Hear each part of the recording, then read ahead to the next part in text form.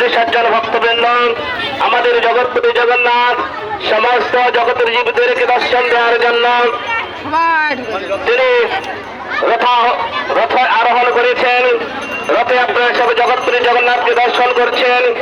আপনাদের সৌভাগ্য, জগতের নাথ সমস্ত জগতের জীবদেরকে দর্শনের দ্বারাই, রথের দর্শনের দ্বারাই আপনাদেরকে আপনার জীবনটাকে খুব সুন্দর করে ভক্তিময় এবং পারমাত্মিক জগৎ দিয়ে ভক্তিময় করে তোলার জন্য জগৎপতি জগন্নাথ স্বামী তিনি সব বেরিয়েছেন রথে সমস্ত জীবদেরকে কৃপা করার জন্য।